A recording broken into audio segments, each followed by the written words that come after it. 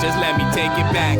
40s without the cap. That liquid inspo hit the pencil, then we lace a track. Mixing on who let it.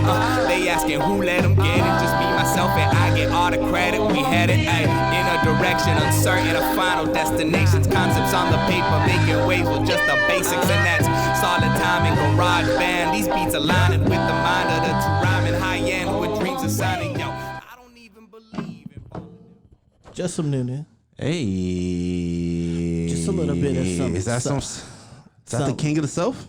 I think it is. King of the South, some new King of the South, some 2022 King of the South. I think it is. Yeah. Just something new. Just a little something new. I like it. There's a lot of new shit going on around here these days, I see, right? There is, man. Some new action, some new activities, man. Some new open seats. Yeah. Some new faces. Some new faces. New faces, new music. New bops. It's a change of events. New fits, new flyness, new swag guys. New everything. New everything. New everything. No, for real though, speaking about new faces and all that, we have a special guest today. We do. But I don't know, should we address the elephant in the room? Should we? Should we address the extra space that we're able to breathe? Yeah. One guy on the couch. I didn't know the couch looked good with one person, man. We've been squeezing two people up there, but look at that, man. Look at King D over there, bro. But no, man, everybody's just kind of doing their own thing, kind of, just kind of being themselves, which is totally fine. 100%. Yeah. So, but we're just gonna keep it pushing. We're gonna keep it pushing with new faces, new looks, new everything. Yeah. So today's special. We have a special guest. Mm-hmm. I like it. Special guest, been here before. Season 1 came through. Yeah, definitely. Was in the background. That was love. I remember that episode too. Yeah, he was there when you said Chris Paul wasn't a Hall of Famer, and you were talking some. I agree, though. Talking some blasphemy. I agree. We could always go back into that, but nonetheless, man. We would love to introduce you to our guy Reggie, man. Reggie, better known as TwoGees. Hey, yeah, TwoGees. Yo, what's going on, guys? Welcome. No, thank you guys for having me. I'm excited to be here. Man. Get into some. And if you guys don't know, I wanted to get this on camera. I actually watch it. And Thank listen, you. Thank That's you. love, bro. Thank you. Like, That's love. You're 1 of 10, but we'll take it. Yeah, we'll take it. 100, man. At least when I know I see those 20 views, one of those is yours, man. Yeah, no, we'll take it, man. I appreciate you, man. This is full circle. 100%. It's almost been like a year, I think, since you came. 100%. Since you came in, like, and you watched us do no hooks. I think we even did better at night earlier in that night too. That was like a workhorse day that day. We worked hard. We get it around here.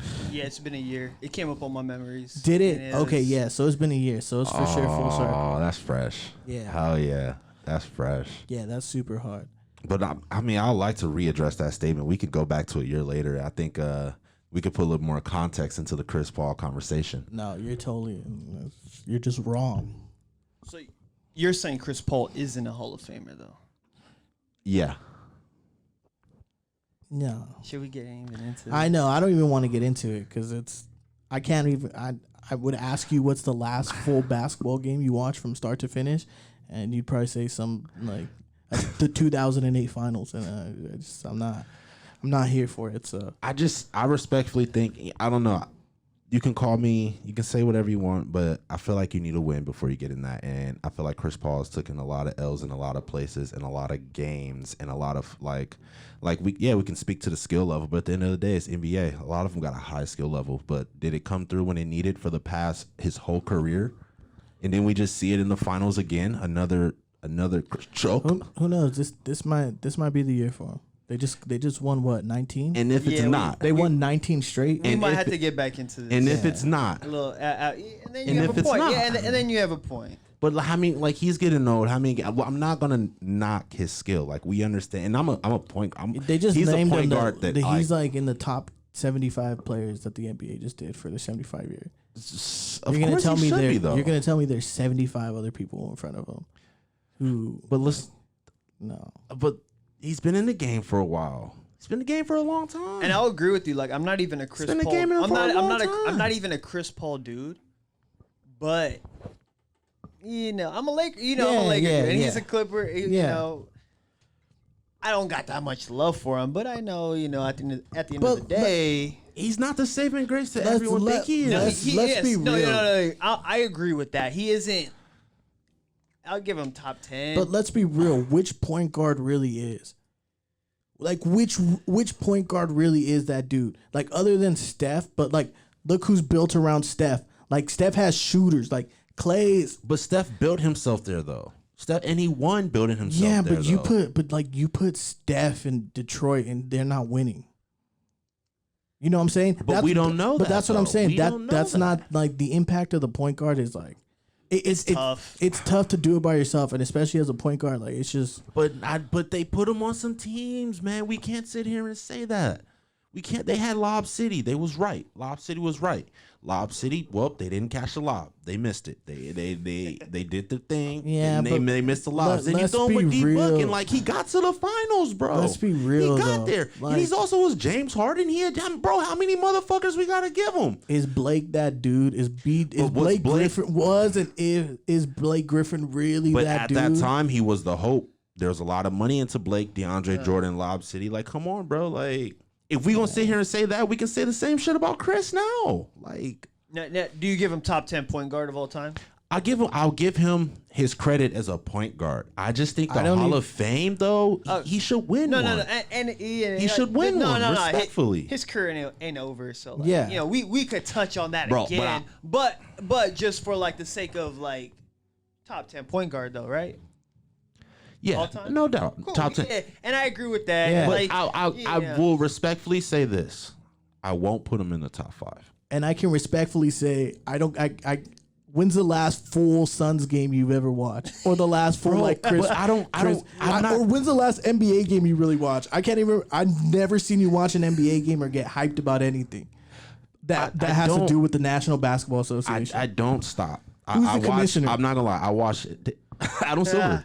Okay, all right. Oh, He got it. No. I am a highlight guy. 100%. I go back and watch the highlights, but I still know the game of basketball. Like, and there's the moment Chris Paul wins one, and I say this and I mean it. The moment he wins one, yes, give him his Hall of Fame. But I think that is a weird cloud over his head that kind of separates him from the. You can't be a top 10 because they point guard gave and not Charles be a Hall of Barkley a Famer. Hall of Famer. Is that why the people want to give it to Chris Paul? Because you got people like Charles Barkley in the Hall of Fame. Is he in the Hall of Fame? Bro, sure he is. at the end of the day, bro. If he isn't, sure. he will be. Yeah. I would say. But so he's not there, and he didn't win a ring, right? Well, I don't know, Like, who's actually. in the Hall of Fame that did not win a ring? There's a few. Yeah, there's a few. few. Yeah, there's a few. No, but I agree. Like, he is in top 5. I have him like at 7 or 8, just because I get in this debate a lot. Respectfully, you'd have to throw Steph Curry in the Hall of Fame, right? Well, yeah, Right, you have to. But he also has one under his wing, right? He has one. You know, like He has a few. Hall of Fame status, right? Like, I don't know. That's how I feel. You should have a ring. You should be a real winner. At the end of the day, if you didn't win one, you didn't win.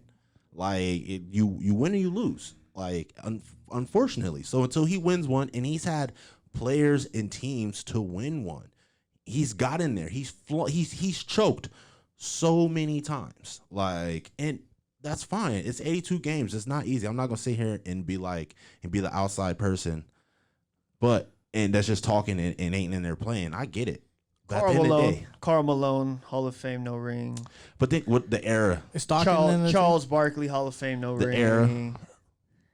John Stockton, Hall of Fame, no ring. And when they were playing, who was running the champion? Like, No, who for was, sure. Was those the Jordan years? Yeah, So Jordan was running them up, right? Patrick Ewing, Hall So of it's like, Fame.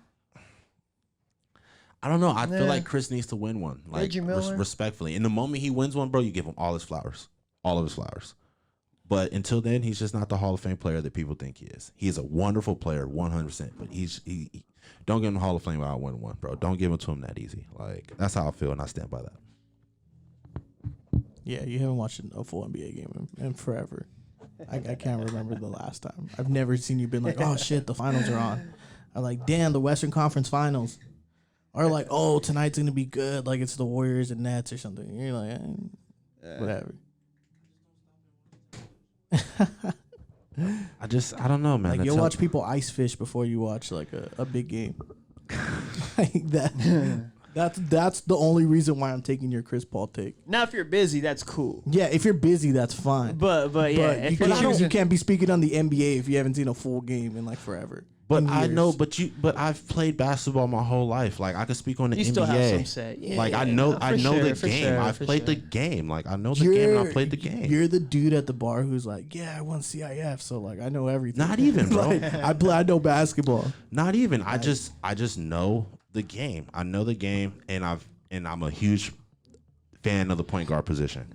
And personally, the point guard position got fucked up when people like Russell Westbrook got in the league.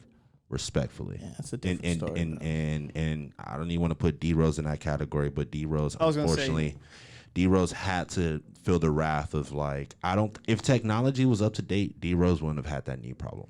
But I think he was one of the first players to really do that shit, and they learned so much from that type of style of play. Yeah, that's that's interesting actually. But like, bro, I know the fucking game. Like I know the fucking game, dog. So it's like I know when I see it, you know. But you haven't seen it in like 15 years though. So that's my issue. All right, but I don't have to sit back and watch a full basketball game. Let's move from this basketball talk.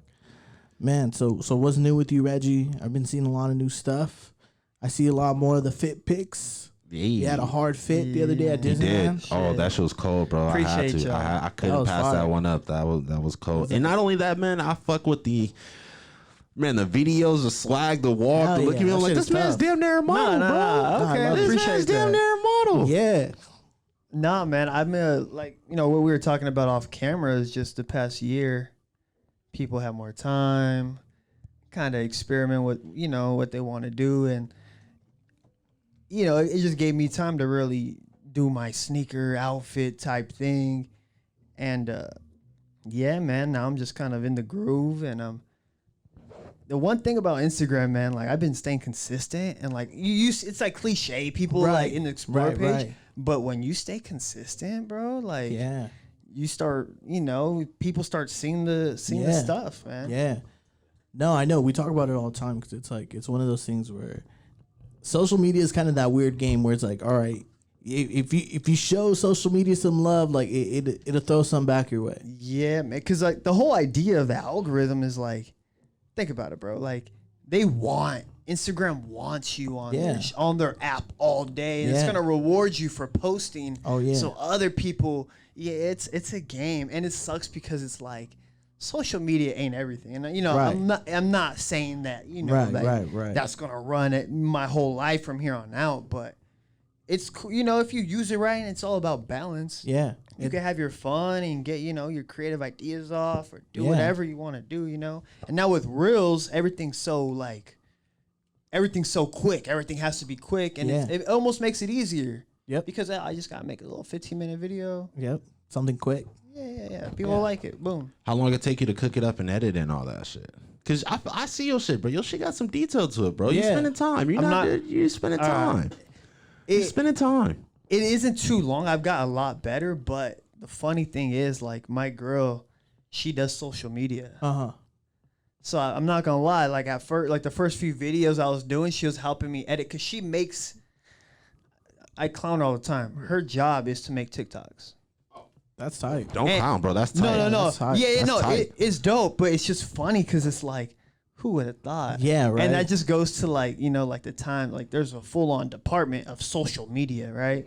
But anyways, that's what she does. So like the first few videos, I'm not gonna lie, like, she's helping me edit, but now like I know what I want. Yeah. And there's no one else better than just you doing it, even if you have to learn. And like when I first started doing the Kick and Game episodes, I was doing it on a camera and then editing on the laptop. But now with Reels and everything's quick, I just pull out the iPhone and boom, boom, boom, edit it on some free app, and then boom, go about my day. Fucking, you gonna drop the cheat code? What's the app, bro? What's up? You gonna kick game or what? I got you. Off cameras. He's like, they're not paying me. He's like, they don't pay me. Yeah, and actually, my girl's the one that showed me the app too. It's a pretty legit. I mean, shout out. It is what it is on the phone, And if you could cook up some stuff on iPhone's got good cameras now. Yeah, but quality is everything always. But if you can make it a little easier. In 2021, it's not hard to get quality. Like, you can really use a 2015 camera and you'll be fine. You know? Yeah, no, for sure. Like, you can't use a 2015 iPhone. That's what they did to get the iPhone right. iPhone is now competing with DSLR cameras, which is, insane. But but now quality is like, it's weird. It don't really matter. Long as your shit don't look Android-ish. All disrespect to people with Androids. Wait, hold on. On a real note, like, all the tech junkies like use Androids. They never use iPhones. For real? Well, because the customization purposes. I understand that 100%. No, and because like iPhone is like the camera quality is great, but it's like barely catching up to an Android. Like. Yeah, but think so about that's a true thing. Then when people say that Android's phones are cameras are better, that's a real thing. But the thing is, because we're so used to talking about like Metro PCS kind of like phones as Androids, and it's like it's not that. Yeah, there's a way deeper side to that. But the problem with Androids is, yes, they do that, but the rest of society doesn't have that phone, so we're not gonna pick up that's why a lot of Androids look fucked up. It's because we're not picking up the same pixelation that they are. Because their cameras are better. That's a real thing. And it's looking fucked up on our It's Snapchats. looking fucked up on ours because it's not converting at the same thing, you know? So but like, it's the same thing with PCs and all that. Once you understand the details and you want to get into the details, you go that right off the back. Like, you can literally download music to your fucking phone. Like, I remember downloading downloaders on an Android and like literally downloading music. Yeah. Like, there is shit that you can do. But iPhone and Mac, it's just user friendly. Yeah, it's just convenient. It's the convenience. They dumbed it down. And that shit wins. 100%. Because nobody wants to be a tech guru. Yeah. They just want to walk up and have it served for them. Let's just keep it a buck. No one just wants green bubbles. That's what it is. Yeah. No one just wants green bubbles. You see that in the chat. But you know what? I think we can also sit here and say a lot of this problem goes down to like Apple and their feud with Androids, because they make it known that someone has an Android. You ain't one of us. Type. You're not one of us. They make it known. There's no like, oh, we'll fix compatibility like Sony and Xbox. Like, that's gonna be so funny. Now it's just like, nah, fuck y'all. We gonna purposely fuck it up for the y'all. Android user who like buys an iPhone and they're like, one of us. Now people celebrate. If you have a homie that got an iPhone, bro, I know, like, you made it. No, 100, because that green bubble to the blue. Oh, yeah. But another thing though with iPhones is that when you're on Wi-Fi and you don't have, like, say you didn't pay a phone bill. I'm a product of that, my nigga. Like, I ain't gonna lie, Verizon be hitting, so I won't pay it.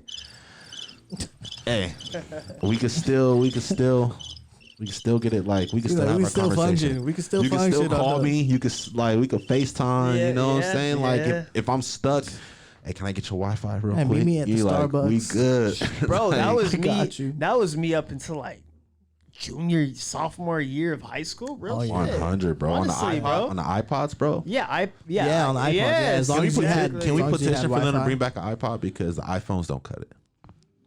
You want your own thing of just music? Because think about it, like, you already get so much data, but you get so much data. I like to there's truthfully music. If you're a music person, there's music that you're just you just can't find on Spotify. Like, I juggle through like 4 or 5 apps of listening to music, bro. You're on Dat Piff still? 100%. Yeah, 100%, man. bro. I mean, no, it's cool. The app is cool. SoundCloud. Like, even Apple Music doesn't hold the same songs as Spotify. Spotify can hold more random songs than Apple can. Yeah. You know? They let a lot of shit on Spotify, like slip through the stream a little bit. That's what I'm saying. Spotify definitely have a lot of things slip through the streams. I mean, they're not paying people, so fuck it. And they already know, like, you guys are popular because of us. It's like a weird agreement. It's like, you can hate on us for not paying you all your money, but it's like an opportunity cost. Yeah. Like, you're blowing up. Look, you got 1 million monthly listeners, and we get to show people, but I know you want that payments, but that's just because people click play. You know, it's like, it's kind of funny because on Spotify the other day I found like a SoundCloud edit, and I was like, bro, there's a lot of SoundCloud remix edits on SoundCloud. It was gone like a month later, and I was like, damn. Bro, if anyone listen to Black Mass, shout out Black Mass. That man makes fire ass edits. All his edits are on Spotify. That nigga got albums of other people's music on Spotify. Like, there's hope, bro. Art is art. That's crazy. Are you guys peeping the NFT wave? I'm not gonna lie. I'm not even. I mean, I know what they are, but not really know what they are. Yeah, I'm like I'm kind of starting to dip my head into that in that stream, but I don't know. It's a little wild. It's a crazy game. So the value of it's because of the exclusiveness. Right. But with that little digital picture or whatever it is, comes access to other shit.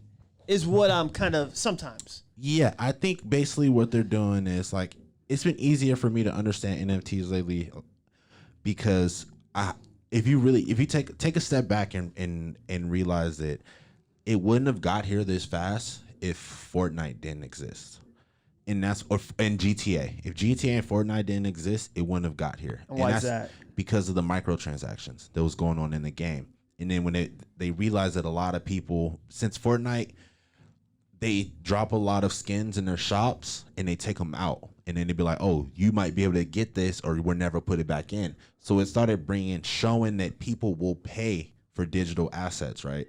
It's showing that people are interested in purchasing for these things that are unique in a digital space. So when they kind of prove that, like, and the crazy thing about NFTs is it's been going on for a very long time. But I think the Fortnite situation really like made things click for the people who are in this whole metaverse world and NFT world, because now they're blending that. And the way I just look at NFT is 100% is like all this shit is value. You know, like everything around you is value. If there's a dollar price to it, it's because there's a value to it. And in a physical world, there's only so much shit. Like truthfully, people are rich because of scale and volume. I don't know how far we're going to be able to keep taking that, you know, truthfully in like 20, 30 years. Like how can people keep making physical items of millions to 2 million, 3 million units, you know? So think about that in the digital space now where it's infinite amount of possibilities that you can spend your money on. And it all goes down to that blockchain. So if you're into crypto, the blockchain is supposed to make everything safe.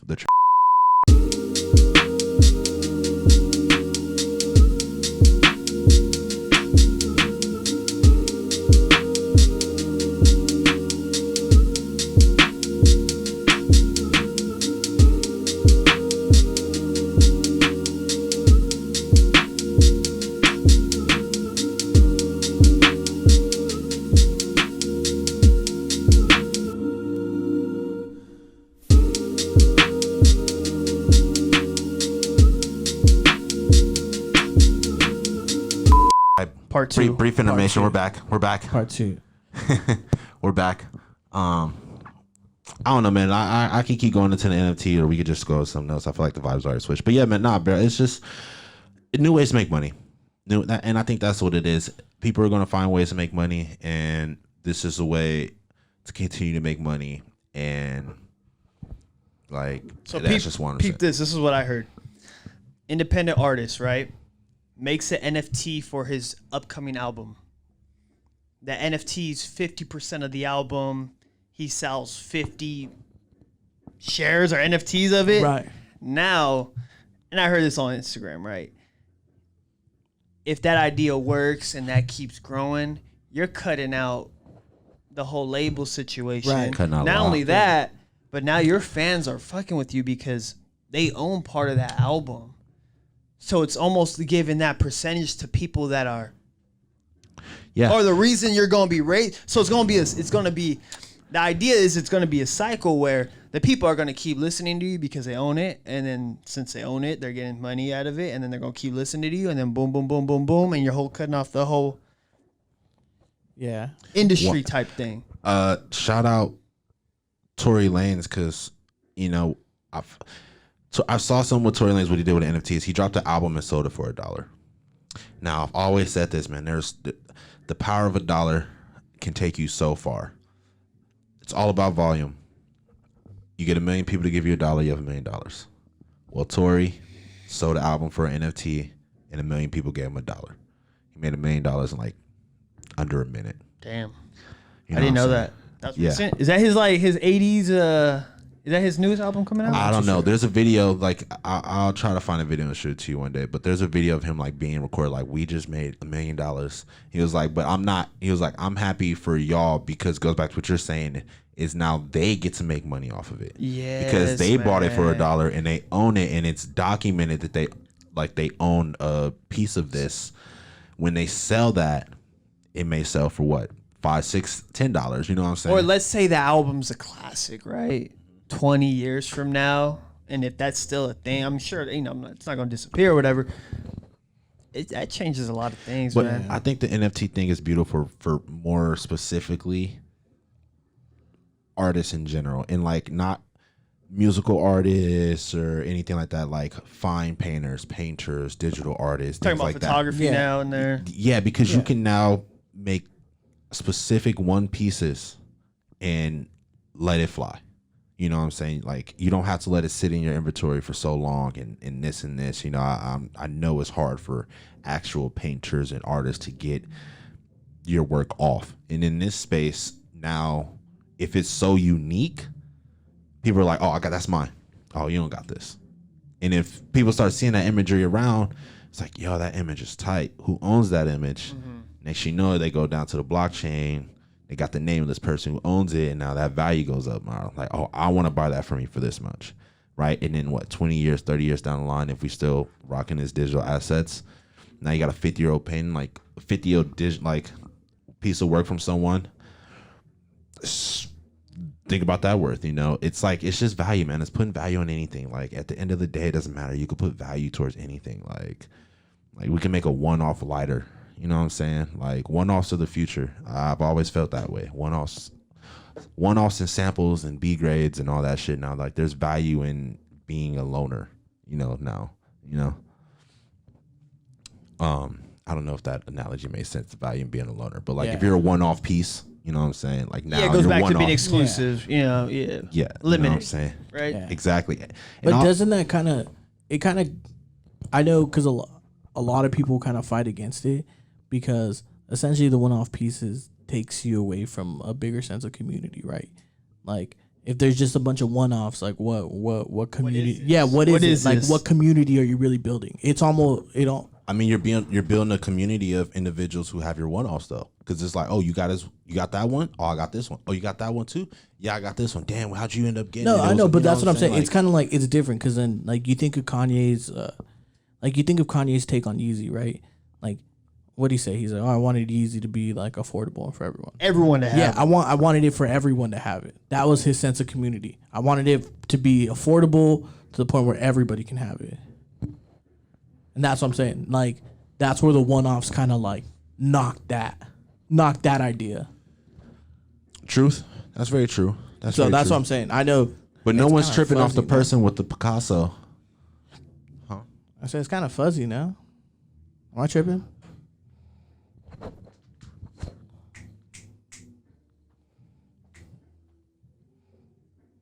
There we go. Oh, fuck.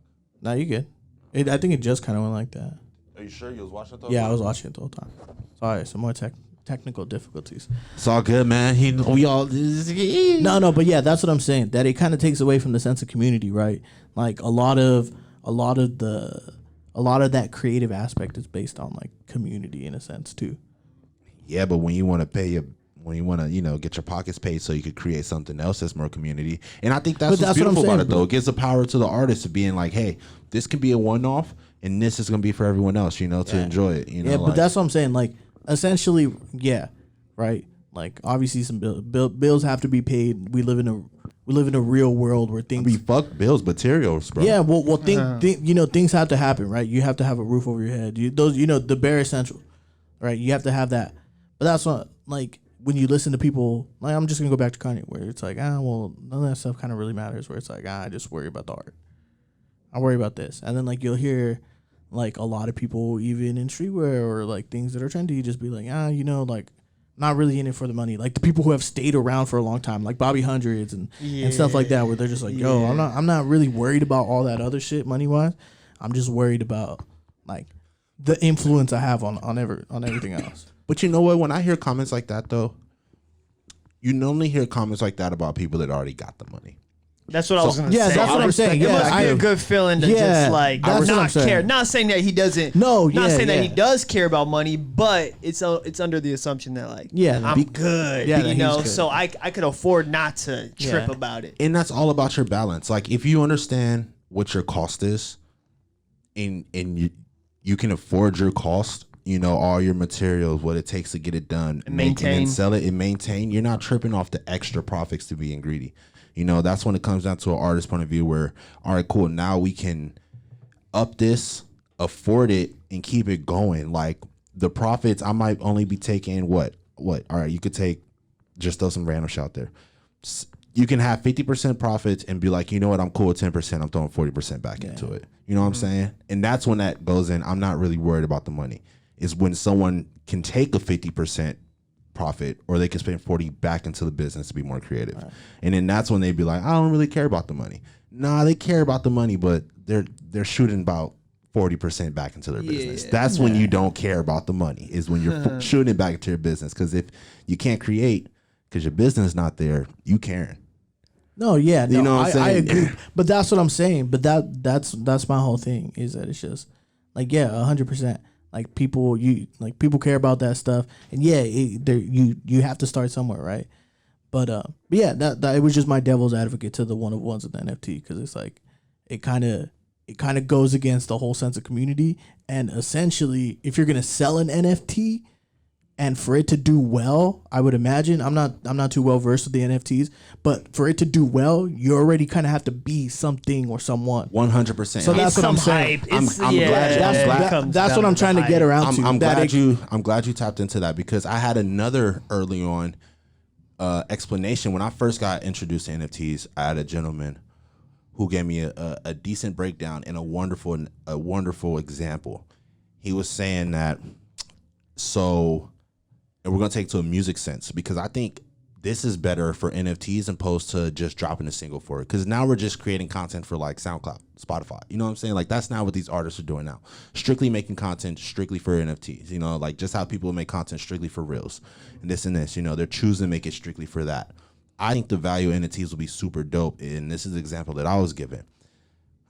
Say Prince, say that there's, all right, when it comes down to like an artist catalog, yeah, you can buy the songs, right? You could buy vinyl. You can buy those things that are being sold, right?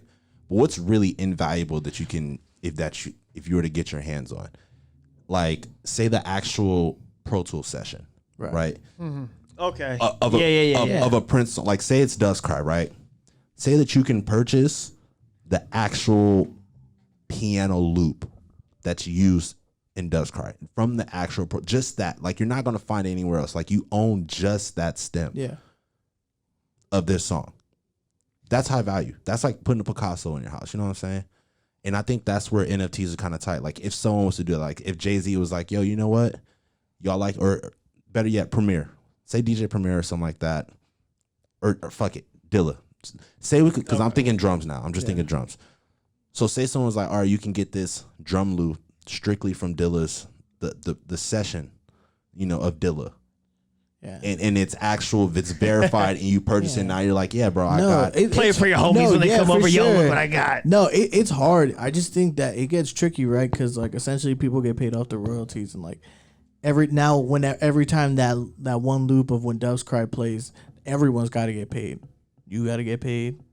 The dude who owns the NFT has, the 50,000 people who own the NFT have to get paid. But see, that would be a situation where 50,000 people would own that. That would be one person who buys that. And that would be a high price NFT, you know what I'm saying? To get that's a one-off that's worth it. You know what I'm saying? One NFT. Like the quantity of it. The quantity of that's going to be one.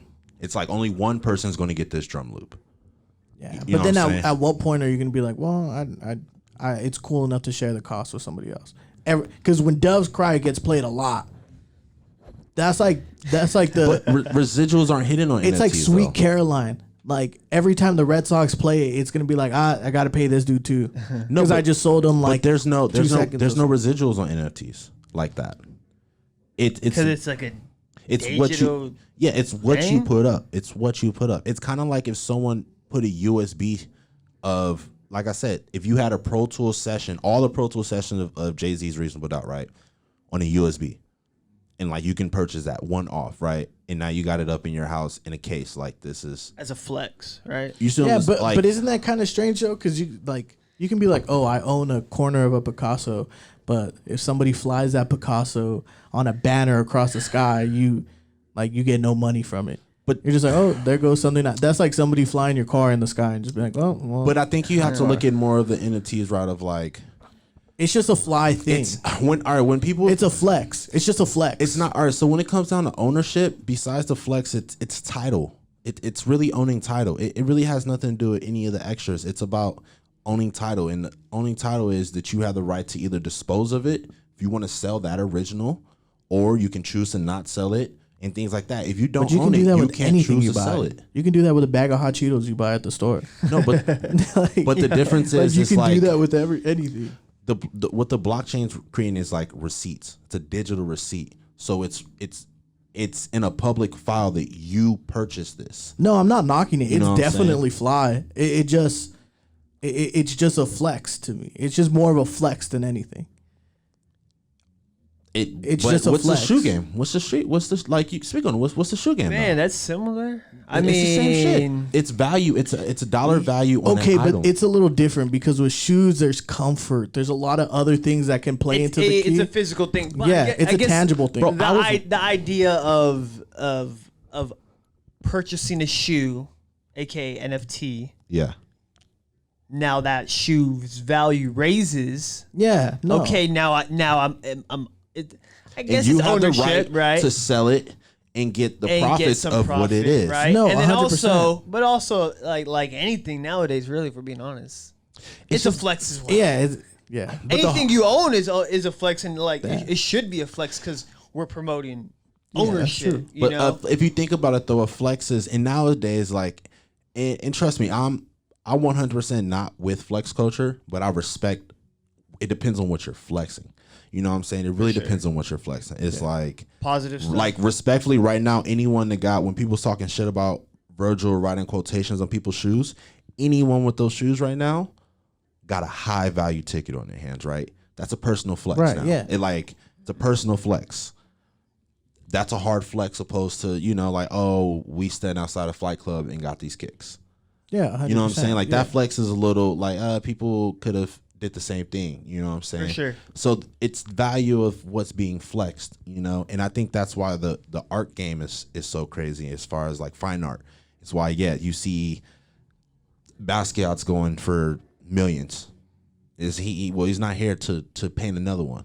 Yeah. You know what I'm saying? But everyone can have a copy of it. Everyone can have a rendition of it. But if you got the OG and it's document proven and you got papers saying you own title to the OG, well, you can sell that one for a whole lot more than what you got it. And it's just that same concept as the people offer up in shoes and all that, just in a digital space. It's like I said, they're adding value to some, buying and selling and trading. well, No, 100%. What's your flex? What kind of flex?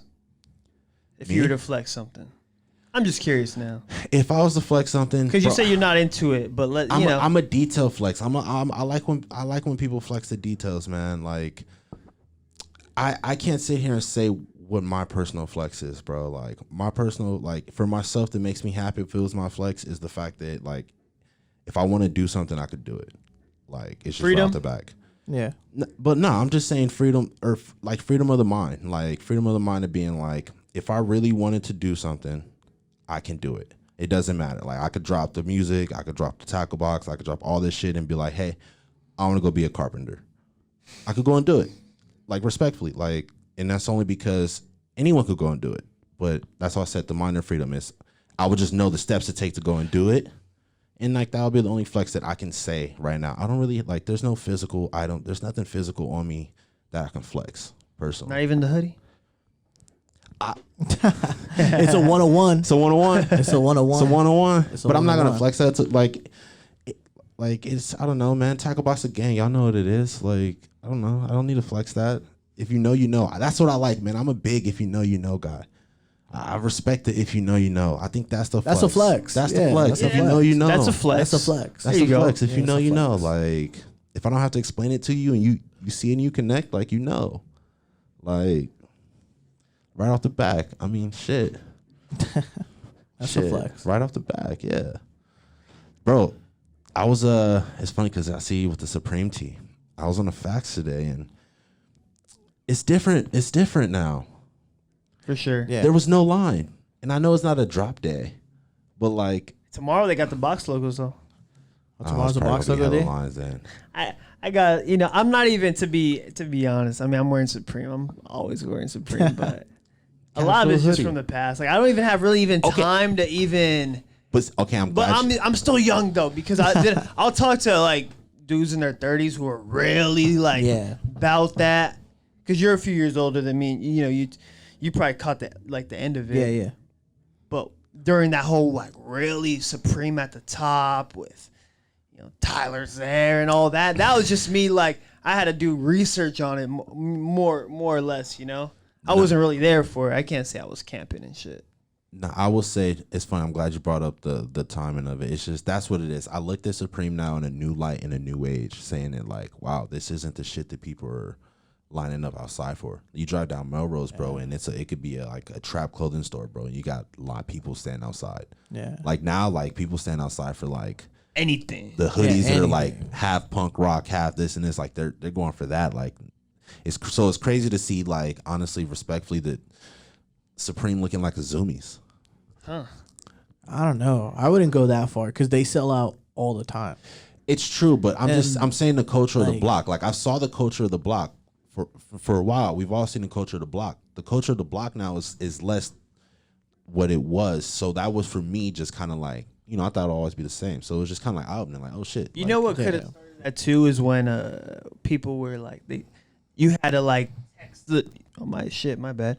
Yeah. You had to text the number to even get a spot, and then you get a time to go because the cops were on the kids for being on the block 2 days in advance. Yeah, they don't let you line up anymore. Yeah, you're right. They tightened up the rules a little bit. Yeah. So the laws and regulations kind of fucked up the culture, huh? Because think about it, bro. Now it's like that dude who is guaranteed #1 spot for the box logo can't guarantee it no more. Yeah. Now his whole clientele and a lot of those dudes in the front are picking up stuff for stylists, rappers, the ones that really, really, really do it, It's whack we couldn't stay civilized to keep shit like that going. Cause like one thing that I was a big fan of doing back when I was younger, and I think they totally cut this out, was a midnight premiere of a fire ass movie. Well, you know why they cut out the midnight premiere, right? Because people are uncivilized. People just still because did they just move it earlier? No, the Dark Knight. What happened in Colorado that one year with the midnight premiere, where some dude snuck in through the emergency exit and like lit the whole place up. Yeah. You don't remember that? Yeah, I remember, but I didn't know. They cut midnight premieres after that movie. But now, like.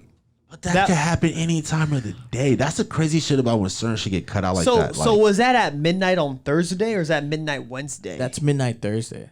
But so now they still got the Thursdays going, but they just moved them up. Yeah, like is that what you were saying? Yeah, you didn't like that? When they switched from midnight to like 6 p.m., 6 p.m., 9 p.m. This. Like I have Spider-Man tickets for premiere day. Hell yeah, right? I'm like super pumped up about it. But my movie starts at 4:00 on a Thursday. Okay. And the earliest showing was 3:00. Dang, that's not the vibes, bro. It was cool. You know what? Like, I don't even know what movies it was, but Uptown spot. There was a few Thursdays where we went and it was cool. Man, what movie? It had to be Marvel, bro. No, you know what's funny? It had to be Marvel. It was most likely Marvel because a lot of people were there. I seen like you were seeing people that you just knew because everyone that was the spot. Yeah, bro, I will tell you how crazy, because I remember the Dark Knight premiere. I remember going with like some homies and being super gassed up about it. But I'll never forget that movie experience. One, and I'll circle back around to this. One, I know we all remember a time before you had to reserve a seat and you had to save seats.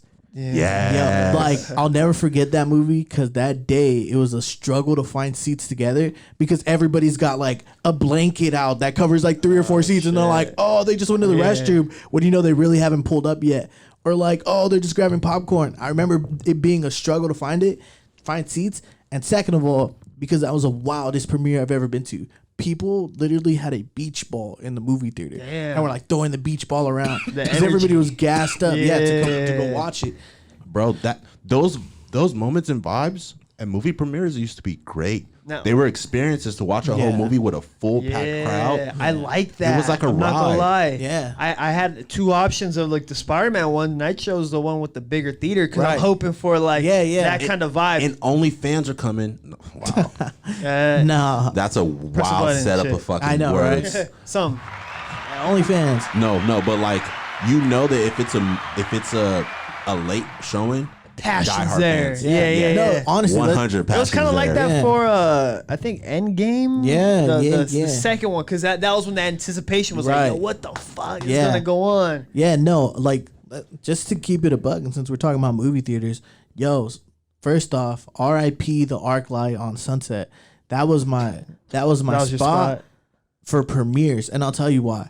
Because for premiere nights, they had the cool. I went for Infinity War and Endgame, and when Infinity War came out, they had some of the writers from Infinity War in the lobby, and then they had some of the costumes in the lobby because it was right there on Sunset, and it was super fly. They had like a big wall full of Marvel characters, and then when you got into the theater, oh here we go, yeah, and then, If someone from my work is watching this deep Yeah. in, I'll give you a hug. yeah, We'll edit it. yeah.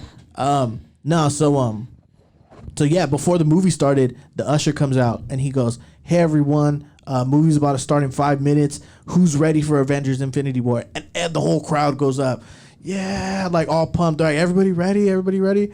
Movie's gonna start. Everybody grab what you gotta get. We're starting right on time. Like, and everybody was just gassed up. And I was like, bro, like this actually felt like a movie. And then everybody kind of like left together because the movie was crazy. But yeah, no, definitely. That's why R.I.P. to the ArcLight on Sunset. Cause It was an my jam. experience. Yeah, 100%. But now it's more comfort than anything in a movie theater. You almost feel like you're watching the movie by yourself once that seat reclines a bit. Yeah. You're like, oh, all right. Because they had to, because the COVID and everything, Yeah. and everything's streaming now. There's nothing like a movie theater though, bro. No, there's really because not. let's be real, you're gonna be at the crib and your phone lights up. You Yeah. have no. At the movie theater, you're kind of hesitant to, you don't want to be Yeah. a dick. So You get popcorn and everything. You got to get snacks. Are you depends. the like dinner and a movie dude? yeah, it just kind of depends. Like, because Yeah. we have, bro. I promote. You're a movie guy, right? Yeah, I like movies. Do you have the AMC? I was pass? about to say the movie pass. Get that, bro. Because tickets are I like heard about $20 that. Yeah. now, Yeah. bro. And it's I like- pay $24.99 a month, bro. You get to see me. And you can see 3 movies a week if you want to do, right? Right. No, really, if you go 2 times, if you go once, you damn near, I lost $5 now, and you get to see the Dolby, the IMAX, reserve the thing, you get points. See, the problem is the movies have gotten trash. True. But that's what I'm saying. That there's a lot of good movies. But you out could there. But there's see, a bro, lot of like- good movies that aren't out. No. Yeah, in no, majors. but check this, bro. Let's say the movie's trash. Fuck it. It was basically $5. Let's go Yeah. see My what next time. week. You could almost like experience. Okay. Yeah, maybe. Yeah, My yeah. time. I get you.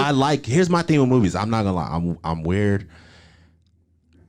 If I'm going to go see a movie, it needs to be 2 hours long plus. Damn, bro. See, Yeah, I don't that's know. like- that's when you're pushing your time. No, it's Damn. no, because I like the experience, so I want to enjoy it. I don't like an hour and a half movies. I feel like it feels like it was foreplay. You was about a nut, and No, but you see, Really? I think that's thinking Hour and a way- half is that's thinking foreplay, way bro. too deep into the movie. Because if the movie can convey you in an hour and a half, then it can convey you in an hour and a half. I really doesn't, like- because in my personal opinion, all the movies are about 2. If your movie's about 2 hours plus, you put in a lot of work and you want people to see a lot of shit, right? You really want them to experience. Yo, you're the good, too. you're the dude who buys the Disneyland tickets. Like, I'm there at 7 a.m. and I'm leaving at midnight because I'm making sure I get all my damn time for my damn ticket that I paid for. No, I'm getting on it's- every ride. I'm doing Bro, everything. nah. I'm getting a popcorn, churro, all that stuff. Like I said, I like the movie theaters because I want an experience. Like with me, like, and I don't even want to put it this way. Just because my appreciation for sound, it's the same reason why I love going to the clubs. I really only care to hear things in like $500,000 sound systems, bro. Like that's a one of a kind experience to really hear everything in detail, surround, you feeling the bass. Like then you have it full screen projected. Like that is a whole ass experience, bro. Don't tease me. Like, so I want it all. So like, I check the time. What's the length? If I see 90 minutes, I might be able to wait to see it when it comes out. You know what I'm saying? If it's long and I know they're about to give me something good, bro, I'm in there. It's my attention. It's my attention span. And I'm a tired dude now, bro. Like I respect that. I go to bed like at 10, 11 sometimes. Yeah, no, I respect that. So if it starts later than 9, see, but that's how I'm about watching movies at home.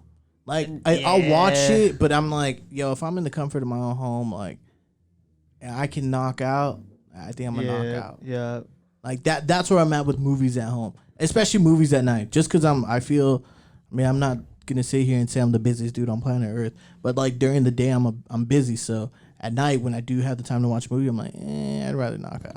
I feel like if you turn on movies at night, that's your go to sleep activity. Tire your eyes out. Close it. But that's what I'm saying. But like that's exactly. And for me, I feel like I'm doing a disservice to the movie if I'm just gonna turn it on to knock out.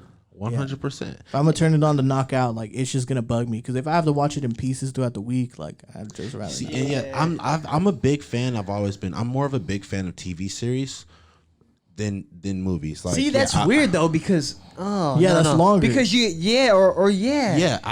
I really like to see the story. Because you like bro. a long movie all at once, but then you like the short stuff in a long time. I like the story. That's more foreplay than a long. Than a short. No, because I like the fact that I can sit there and binge for 8 hours. Yeah, but then you can sit there and not binge. You know what I'm saying? Like you can watch one episode and be like, "Well, I saw my one episode and I'm done." That's foreplay. But I wouldn't. I'm not gonna. If I'm not gonna complete the season, I probably won't watch the full first episode. But that's false. There's some seasons I've watched and stopped about the second or third episode, right? But I watch them consecutively. Like I'm watching them in a 1 to 3 hour stints. That's why I don't like watching things when they premiere on TV. Like I'm watching Curb right now, and it kind of bugs me because like I want to keep I want to keep the jokes going, but I gotta wait every Sunday, and it's like Wait, what show? Curb Your Enthusiasm. Oh, okay. That's a good one. I've heard good things about bro, it. It is. Never tapped into that. It is a gem. I don't know, man. What do you watch, kiddo? This keeps cutting in and out. Yeah, I know. I think we got the bad XLR. It's all right. That works. Dog, we know it's not the NBA. So I'm really weird when I watch movies. I'm a fan of things that have to have mystery a little bit. I like horror suspense type films and shows. Like I like things with mystery. I like things that get a little dark, and it's because I think I really like the aspect of filming. You know, I don't really care. Like comedies are cool, but like they're not really getting so detailed. Lately they have been, which making the style of filming has been making more shows funnier, right? Dave killed that. Dave bodied it, right? Because it was comedy, but it had. Yeah, man, I'm fucking weird, bro. Like, I like suspenseful dramas. Like, and I'm not gonna lie, I like quirky shit. Sometimes I like quirky little teeny shit. I'm not gonna lie, like I definitely watch all the Pretty Little Liars. I definitely watch the Gospel Girls. I love fucking you. You know, like I just finished watching Hillside of Bly Manor and another show called Behind Her Eyes. Like those are. How was Hillside? I appreciate it like a motherfucker. It's not scary. And that's another thing. I love watching scary movies because, like, nowadays, they're not even really scary. Like, for me, they're not scary. So, like, they're doing camera tricks. So I'm trying to, like, watch how they're filming it because they have to film it in an illusion way, the lighting in this, and they have to set it up. So, like, I like that shit. But Haunting Bly Manor, the story, it's a fabulous story. Behind Her Eyes, another good show. Man. Yeah, I don't know, man. I like what I like. Yeah, I don't know. I'm not a big fan of like a lot of these movies coming out are very, what's the word? I have the word at the tip of my tongue, but they're very ambitious. They're very ambitious in the way they want to do things. So they try to go like above and beyond. Like when it goes to filming and like camera chicks and doing things like that. And like that stuff's all cool to me, but it just seems like you're doing it just to do it. I feel that, and it like it takes away from what the movie's really trying to depict, and it like that just fucking throws me off. Like everybody now is trying to be like a Tarantino baby, or like right now, like the big thing is like A24. Yeah, and everybody's like, "Yo, I'm trying to make like these real deep movies that like hit your soul," and it's like, all right, man. What I think the best part about movies and is if we took it about 10 years, 5 years ago, the best part about those movies, and I think a perfect example. I never watched Star Wars like that, and he'd been trying to get me watch Star Wars for a while. I finally watched the first one, right? That was filmed in 1970s. I appreciate the fuck out of it because I had to put my mind there at the time and realize everything they had to do to execute that, right? They did the best that they possibly could. Yeah. And the fact that they was able to do that, and the way they utilize that the best that they can. That's what makes shit great. I like when people utilize shit the best that they can. And as you move to the future now, you can just, like you said, people do too fucking much now because they can. You're not doing the extras because you have to finesse it. You got to MacGyver it. You got to do this and that. We got to we got to make it work now. Yeah, or like comedy follows like Judd Apatow movies. Like Judd Apatow movies are like the blueprint to comedy. So everything now has to feel like no one's experimenting that much anymore. Yeah, so it's like we're kind of like in a very wishy-washy point of movies, but there are a lot of great movies out there with like a lot of great performances that are really, really tight, and it's really, really cool now because like I feel like we saw it a few years ago, and like we're starting to really get into it now, where we're starting to realize to get the shift of actors. Where it's like, we're getting like a brand new set of actors, actresses, and all that stuff. I talked about this. I'm like, man, these are gonna be some of the people, some of these kids, like they're talking about Tom Holland, like maybe playing Bond. I was just gonna say Tom Holland's like that's crazy. Yeah, like, and he probably wouldn't be a bad Bond. He would be a really good. Tom Holland is truly a gift. Yeah, you talk about like the art of the movie. He doesn't even speak like that, and that always gets me. Where it's like you perform an accent and you nail it as not only in English but a kid in high school from like people. I mean, I think of that. I'm sure you two do too. Nah, the details, bro. I'm sure we can jump back into this conversation like in a few months because Robert Pattinson playing Batman, and I think he's gonna fucking crush it. Like. Yo, he's not even from here either, bro. That's actually crazy though. Like, Robert Pattinson playing Batman. I mean, but if you're gonna give it to Ben Affleck, I am not mad at it. No, not giving anything to Ben Affleck. No, but I'm saying I'm like it's not that surprising. Like Ben Affleck, I thought was a terrible Batman. Yeah, but I think I really do think and believe in my heart that Robert Pattinson is gonna crush it. He's a great actor. Now, all right, I have a question about Batman. I'm not the hugest Batman fan, but through the movies I have watched, I felt like when they film these Batmans, they put so much more emphasis towards the villain that the villain kind of needs to be a better actor than whoever really is playing Batman. It's because he has good villains. Batman's just written very well, and his villains are like extremely done, like correct. There's some character development and thought in exactly. Yeah, like there's a lot to work with, but there's very much like a strong core of what that villain is, and that you can like really get into. That doesn't mean you're wrong though. Yeah, it doesn't mean you're wrong. Yeah, no. but the so comics. But that makes. I mean, it's you just basically broke it down into detail though. Yeah, the comics do a very good. So who's playing the villain in this one? Colin Farrell. Colin Farrell's playing the Penguin. There you go. They give the better actor to the villain, right? I guess we can't really say that. Yeah. And I forgot what I had to really think Colin Farrell, but Robert Pattinson is. But he still can play that emotion. Strong though. Robert Pattinson will play the emotion really well. Have you ever seen Good Time? I think it's called Good Time. Is that the A24 with him? Yeah. It's actually really fucking tight. I know I'm just bashing on A24. But no. I started like 15 minutes of it like a few months A24? ago. Oh, A24 is like this huge kind of like. It's this kind of new. They're the Rockefeller of like of movies where like they're just pumping out people.